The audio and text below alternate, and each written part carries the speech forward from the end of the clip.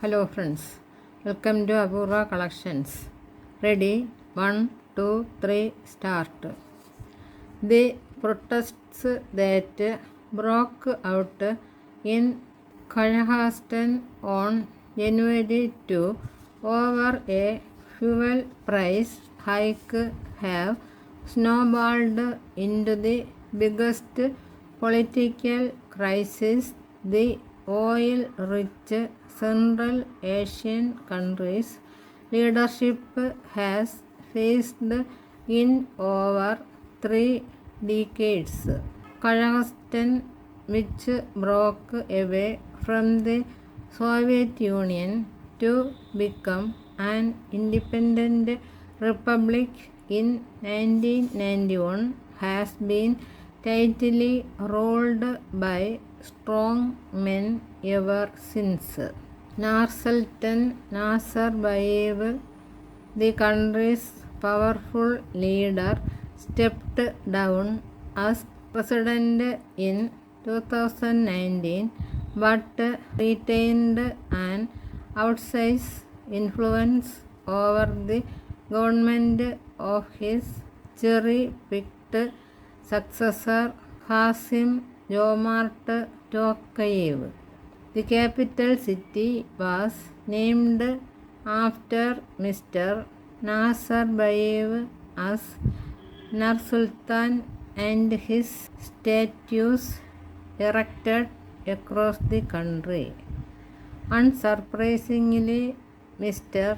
Nazarbayev, who embodies the old regime, was the center of public anger. The protesters, chanting slogans such as "Old Man Out," burned his statues.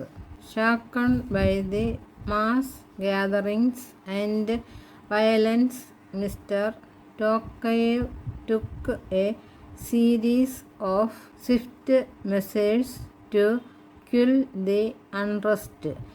He reversed the fuel price hike, sacked his cabinet and replaced Mr. Nazarbayev as the Security Council's chair with himself. He has also requested the Russia-led Collective Security Treaty Organization for help. A willing Vladimir Putin, the Russian president, quickly dispatched troops. Not many had foreseen a crisis of this proportion coming, but Kazakhstan has witnessed growing labor and ethnic unrest in recent years. Despite its oil wealth, low salaries and poor working conditions have always been issues. Many hoped that Mr. Tokayev would bring in change, but they saw Mr. Nazarbayev continuing to pull the strings. The pandemic-induced economic slowdown and soaring inflation made matters worse. Public resentment was building up against the ruling elite over the years, and the fuel price hike did just light the fuse, triggering protests first in Shorthand, a city in the western Mangisto region that had seen unrest in the recent past. It spread to other parts of the country quickly, especially to Almaty, the largest city, where the mob stormed the mayor's office. The protesters, emboldened by the concessions the regime has made, now demand political reforms. For Mr. Tokayev, this is the biggest crisis of his presidency, but also an opportunity. It is a crisis because in a country where the public was taught to adulate their rulers, the violent clashes arise, both political and security challenges to the ruling elite.